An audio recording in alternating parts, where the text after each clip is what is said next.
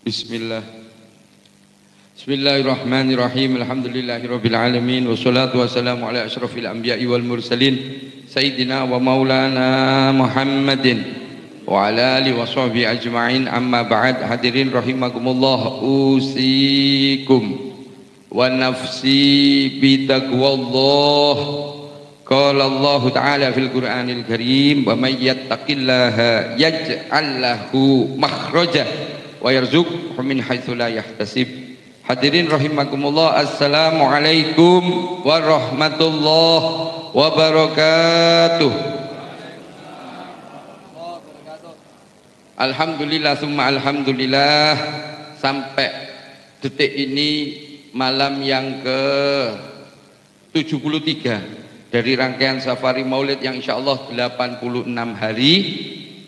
Kita masih dipilih oleh Allah, ditakdir, dikumpulkan di salah satu tempat yang semoga Allah selalu muliakan ini, Masjid Al-Muhajirin yang ada di Jalan MT Haryono, Kabupaten Magetan.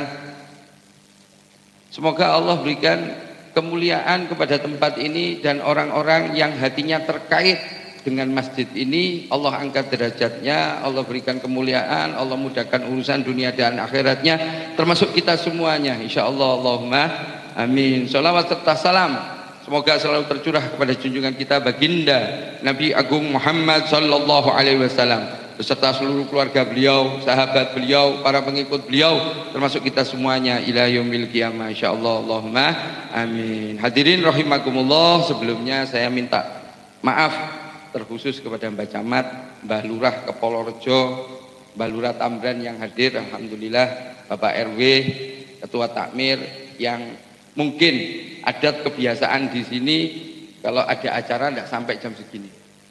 Biasanya sebelum jam segini sudah bubar ini ya. Ini agak berbeda, warikul adat. Tapi termasuk kepada tetangga masjid yang merasa terganggu dengan aktivitas kami, saya mewakili teman-teman mohon dibukakan pintu maaf. Insya Allah maaf yang Anda berikan menjadi salah satu jalan kita mendapatkan keridhoannya Allah Subhanahu wa Ta'ala. Hadirin rahimakumullah, ada satu yang ingin saya sampaikan, tapi sebelumnya saya buka mukadimah dulu. Mungkin sesekali kita buka di sini, di hadapan kita ini ada banyak makanan, ada minuman.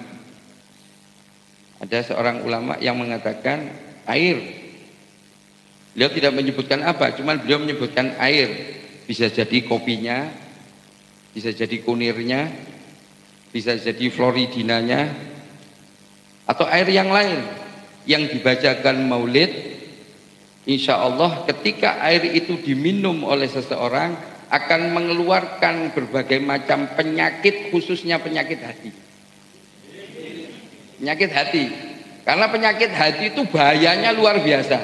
Kalau penyakit dohir itu ujung-ujungnya mati. Kalau penyakit dohir, saya ulangi, ujung-ujungnya mati. Orang kena penyakit kanker, semoga kita semuanya diberikan sehat, afiah, dohir, batin. Orang terkena penyakit kanker, tidak bisa diobati, ya ujung-ujungnya akan mati, meninggal. Seperti nenek istri saya kemarin. Nah, ujung-ujung. Tapi kalau penyakit batin, itu terbawa terus. Sampai meskipun manusianya mati, penyakitnya akan terbawa nanti. Sampai di hadapan, di pengadilannya Allah Subhanahu wa Ta'ala. Semoga kita semuanya, zahir kita dijaga, dipelihara oleh Allah, batiniah kita dijaga, dipelihara oleh Allah, dijauhkan dari penyakit hati dan penyakit zahir insyaallah. Allahumma amin. Ya, saya juga di sini ngomong kepada saudara saya yang saat ini sedang sakit, Hajah Rizki Wildina Faiza. Itu dulu saya seumuran sama beliau. Jadi saudara saya ini misanan. Saya ngomong ini tadi, saya di WA oleh ibu saya karena beliau ini sakit, ada di rumah sakit. Kemudian saya teringat kalam daripada orang soleh ini tadi, air yang dibacakan maulid insya Allah bisa mengeluarkan penyakit daripada tubuh kita, termasuk air-air ini tadi.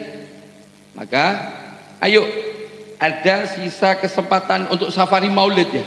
Kalau untuk majelis-majelis yang lain banyak sekali nanti. Termasuk kita di wilayah apa ini namanya? Kabupaten Magetan khususnya di Kubasongo setiap Jumat ketiga. Jumat ketiga kita ada aktivitas sama Gus Lutfi dan teman-teman di Kabupaten Magetan. Kita baca Rotibul Hadat, kita baca maulid, juga ada majelis ilmu setiap Jumat ketiga.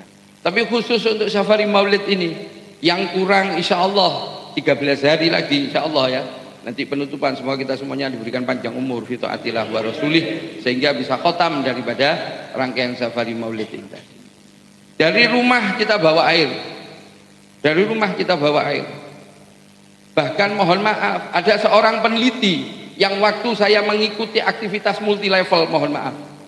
Tidak sponsor ini. Memang saya dulu ikut multi level dengan saudara saya yang sakit ini tadi. Saya diajak sama beliau. Itu di situ para motivator, salah satunya mereka menerangkan tentang seorang peneliti Masaru Emoto, orang Jepang. Kalau tidak salah saya bergabung dengan multi level itu tahun 99. Jadi sebelum itu dia meneliti dua air diteliti. Satu air ini dibacakan doa-doa agama Shinto. Doanya apa, agamanya orang Jepang yang brand besar. Satu air ini taruhlah air A ini dibacakan doanya agama Shinto. Yang air satunya air B ini diberikan perilaku yang tidak baik. Diumpat. Waktu itu diomongi di air ini dengan kata-kata pembunuh. Berulang-ulang diwiridkan dengan kalimat pembunuh. Kemudian air ini diambil sampelnya, dibekukan, dilihat dengan mikroskop elektron, diperbesar. Ternyata yang didoakan dengan agama Shinto ini membentuk kristal-kristal yang sangat bagus. Coba jenengan browsing di Google, Masaru Emoto, The Miracle of Water. Nah, ini nanti kalau ada mungkin yang punya rezeki, punya uang yang banyak, buat satu penelitian, The Power Miracle of Coffee Water. Kopi ini. Tidak apa-apa. Karena kopi itu minumannya orang soleh. Haji Broto tidak mau tadi. Sementara ini saya perai dulu beb. La ilaha illallah. Kalau ngopinya sak ceret, ya wallahu alam. Kalau 1, 2, 3 teguk, insya Allah aman gitu. Minumannya orang soleh tidak ada efek sampingnya. Paling nggak iso turu. Kembali kepada itu tadi, Masaru Emoto ini tadi. Yang dibacakan doanya agama Shinto itu membentuk kristal yang sangat indah. Dan yang B diumpat ini ketika dibesarkan apa? Berbentuk prajurit yang menodongkan pistol di atas kepalanya seseorang. Wallahu a'lam, ini kekuasaannya Allah. Padahal ngapunten, mohon maaf, kita manusia ini prosentase air yang ada di dalam tubuh kita lebih dari 70%. Kalau kita hadir majelis, kita sering duduk di majelis, entah itu zikir, entah itu majelis taklim, entah itu majelis maulid semacam ini, setiap hari tidak nutup kemungkinan air-air yang ada di dalam tubuh kita ini akan menjadi satu perkara yang sangat baik. Didoakan agama Shinto aja membentuk seperti itu. Kemudian di tahun 2000 sekian, saya lupa antara 2005 atau 2007, Masaru Emoto juga membuat penelitian lagi. Banyak air di sini, kurang lebih 5 kalau tidak salah. Kurang lebih 5 tidak salah. Yang pertama diumpat, yang kedua diberikan musik klasik, yang selanjutnya kalau tidak salah musik rock, terus satunya lagi agama Shinto tetap didoakan kalau salah. Yang terakhir dibacakan ayat suci Al-Quran. 5 ini. Diberikan perlakuan ini di air. Singkat cerita, air yang ini tadi digunakan untuk metode pengobatan. Dengan pasien yang sama di sini ya. Tapi airnya ini beda semua. Diberikan. Walhasil yang dibacakan Al-Quran, singkat cerita, dengan cari sendiri di Google, itu memberikan hasil yang luar biasa. Kesembuhan memang di tangan Allah, hak prerogatifnya Allah. Tapi kan kita boleh minta. Allah sudah nawari kok, ud'uni astajib lakum, jalu otak wehi, minta pasti akan diberi. Tempat seperti ini tempat yang mustajabah. Bahkan pernah saya ceritakan di dalam kitab Sifat Salat Nabi, tentang bab masalah zikir. Di situ ada satu hadis dari Sayyidina Abu Hurairah yang kurang lebih isinya dikatakan oleh baginda Nabi Agung Muhammad SAW bahwa Allah itu punya malaikat yang jalan-jalan.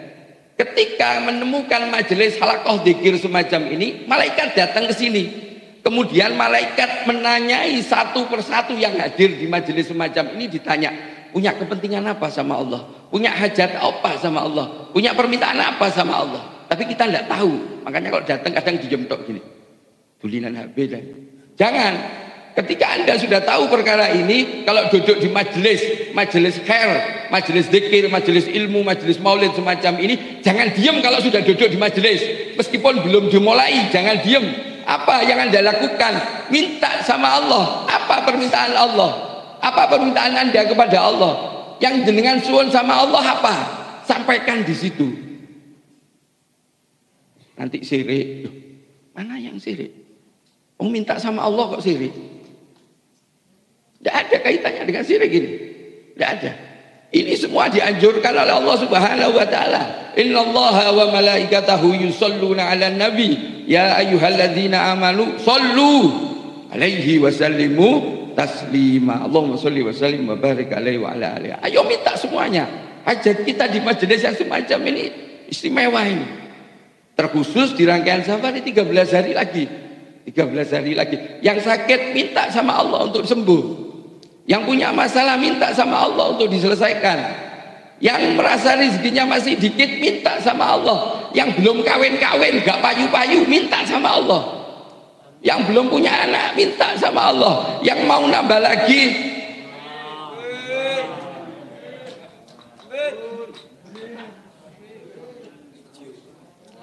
tenang Bu, tenang. Ayo sampaikan sama Allah Subhanahu wa taala. Kita ditawari kok sama Allah. Suruh minta.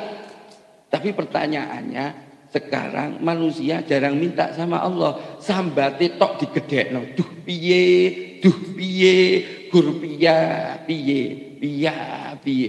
Ya kayak ada perubahan. Angkat tangan Anda, minta sama Allah. Sampaikan baik dengan lisan, dengan suara lantang atau dalam hati Anda, terserah sudah. Allah Maha tahu, Allah Maha mendengar. Lakukan terkhusus di waktu-waktu istimewa atau di tempat yang istimewa. Termasuk ini masjid. Kita ada di masjid ini. Kalau kapan yang kemarin kita di Pujasera, ya minta, tidak apa-apa minta. Mungkin waktunya mustajabah. Saat ini mungkin tempatnya istimewa, waktunya juga mustajabah. Minta sama Allah. Manfaatkan. Terkhusus yang punya saudara atau siapapun yang sakit, yang ada di sini boleh dibawa pulang. Asal nggih maksud betul maksud ini. Obat ini. Obat. Bawa pulang, suruh makan. Minta sama Allah sebelum makan, minta sama Allah, ya Allah jadikan apa, misalnya bawa pisang, jadikan pisang ini obat bagi penyakit saya. Ya, mungkin bagi sebagian orang lucu, gedang iso dadi tombo. Ya, ngapunten jenengan jeruni obat iku apa ya paham isine.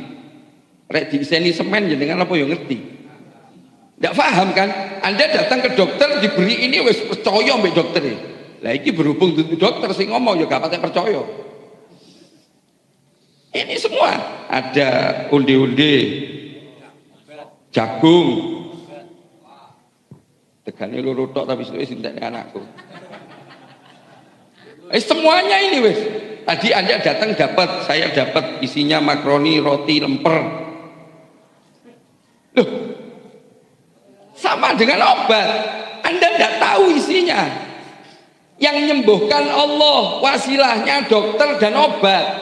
Di sini yang menyembuhkan Allah, wasilahnya lah ini tadi salak, anggur, jeruk, sebagainya. Bawa pulang. Yang sakit kasihkan. Suruh minta sama Allah, suruh doa sama Allah. Ya Allah, jadikan ini sebagai obat bagi penyakit saya. Allah yang kuasa kok. Ya tidak nutup kemungkinan bisa jadi kantun tinggal kita yakin atau enggak, percaya atau enggak. Wis setengah 11 luwih 5. Sampun nggih, Mbak Lurah, Mbak RW. Sampun nggih.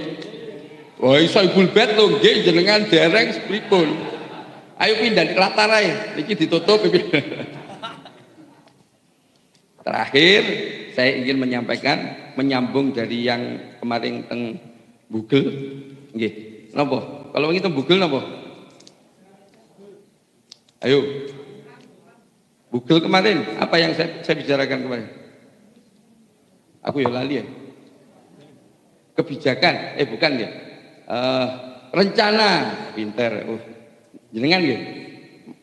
Niki Ustaz Ivan. Sing ke Inggris ini bujel kalau gitu. Kalau wingi kula cerita sekedhik tentang rencana kependudukan dan perumahan yang disampaikan, yang dikerjakan, yang direncanakan oleh baginda Nabi Agung Muhammad sallallahu alaihi wasallam. Sekarang sedikit saya akan berbicara tentang kebijaksanaan khutbah baginda Nabi Agung Muhammad sallallahu alaihi wasallam. Rasulullah sallallahu alaihi wasallam ketika khutbah, beliau mencari tempat yang tinggi sebelum dibuat mimbar. Sebelum dibuat mimbar, beliau khutbah di tempat yang tinggi. Di dalam kitab tersebut diceritakan memang ada saat ketika baginda Nabi Agung Muhammad SAW khutbah itu panjang, lama, ada saatnya. Tapi sebagian besar khutbah yang beliau lakukan itu tidak panjang, pendek. Karena apa? Kalimat yang keluar dari lisan yang mulia baginda Nabi Agung Muhammad SAW ini langsung mengena kepada pokok permasalahan. Bahkan ketika beliau tengah-tengah berkhutbah, ada salah seorang sahabat yang masuk ke dalam masjid. Kemudian sahabat ini langsung duduk. Kemudian baginda Nabi Agung Muhammad SAW menghentikan khutbahnya sebentar, kemudian meminta kepada sahabat yang baru datang ini, mengatakan, kamu baru masuk masjid, lakukan sholat 2 rakaat. Padahal Rasulullah sedang khutbah ini. Beliau begitu memperhatikan, tidak asal-asalan. Dan juga beliau memperhatikan ketika beliau berkhutbah di hadapan siapa, materinya yang disampaikan sesuai dengan yang beliau hadapi, audien atau jamaah atau sahabat yang dihadapi. Ketika orangnya mohon maaf, pemahaman pengertian tentang Islam masih awam, maka beliau berbicara tentang yang awam-awam tentang agama Islam. Kurang lebih seperti itu. Mohon maaf, banyak sekali orang yang gagal paham. Mungkin kalau berbicara seperti ini, halayaknya masih umum, pemahamannya tidak sama, macam-macam, maka lebih bijaksana ketika kita berbicara yang sifatnya umum, bukan yang sifatnya khusus. Jangan. Ketika kita bercerita tentang khusus, misal kita berbicara tentang walinya Allah Subhanahu wa taala. Wali tidak sama dengan kita. Kemudian kita berbicara wali. Kemudian ada salah seorang atau salah 3 atau salah 4 orang memahami salah tentang wali. Ketika kita bercerita ada wali fulan bisa berjalan ke sini sekian waktu, bisa melakukan ibadah ini sekian waktu, dan ini dan itu, yang mohon maaf ketika di logika gak masuk akal. Opo yo. Nah, ini yang bahaya. Kenapa? Kita menyebabkan orang menjadi ingkar, menjadi kufur tentang nikmat yang diberikan Allah, yang dikhususkan Allah kepada walinya Allah Subhanahu wa ta'ala. Hati-hati betul. Ini ada sebagian ustadz, ada sebagian kiai, mungkin ada dai mubalek. Ayo kita berbicara di hadapan audien apa yang mereka pahami. Kita lihat dulu. Kecuali ada acara khusus. Acara khusus silahkan sudah. Mau bicara apa sesuai pemahaman mereka, insya Allah tidak ada masalah. Baginda Nabi Agung Muhammad SAW khutbahnya singkat, padat, jelas, mengena dan enak di hati. Dan hikmah kalimat yang keluar daripada lisan yang mulia baginda Nabi Agung Muhammad SAW ini hikmahnya luar biasa. Makanya banyak sahabat yang bisa melanjutkan tongkat estafet dari baginda Nabi Agung Muhammad SAW. Padahal sahabat ini banyak yang umi, nggak bisa baca, nggak bisa tulis, tapi kok bisa hebat. Mohon maaf, menurut saya ketika saya membaca, sahabat ini memiliki satu keistimewaan. Apa? Rasa cinta kepada Nabi Muhammad ini luar biasa. Makanya ketika beliau berbicara betul-betul direkam. Kalau orang senang sama orang lain, maka akan mencontoh. akan mengingat apa yang menjadi nasihat, apa diingat apa yang beliau lakukan. Termasuk mohon maaf, saya memberikan contoh kepada saya. Saya awal muasal ketemu dengan guru saya, kemudian pada setelah saya berbicara ngobrol sekian, kemudian beliau bercerita tentang salah satu keistimewaan daripada Syekh Abdul Qadir Al-Jilani. Sampai saat ini saya cerita, sampai saat ini saya ingat cerita beliau, dan itu sering beberapa kali saya ceritakan di majelis-majelis. Tapi mohon maaf, malam ini tidak bisa. Kalau saya ceritakan itu sampai jam 11. Kita anteni sampai jam 9 tak marek ini. Yang 11 kurang seperempat akan saya tutup. Nah, ini termasuk mohon maaf. Ketika baginda Nabi Agung Muhammad SAW khutbah, beliau tidak, mohon maaf, bahasa Jawa ini ngecing, tahu ngecing ya? Nyireni salah satu audien atau beberapa atau kelompok. Kemudian aib kekurangannya akan diangkat di situ. Tidak pernah. Tidak pernah. Baginda Nabi Agung Muhammad SAW tidak pernah seperti itu.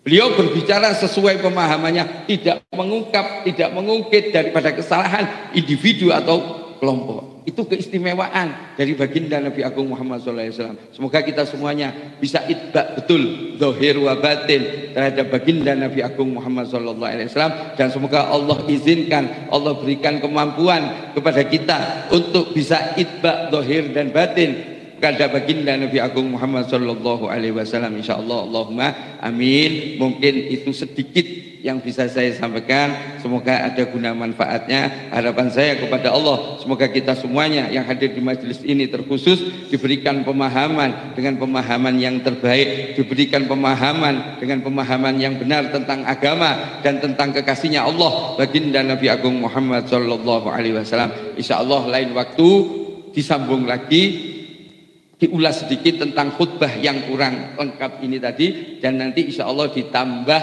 kebijaksanaan atau cara dakwah dari baginda Nabi Agung Muhammad sallallahu alaihi wasallam di lain waktu insya Allah. Walafu minkum. Assalamualaikum warahmatullahi wabarakatuh. Waalaikumsalam warahmatullahi wabarakatuh.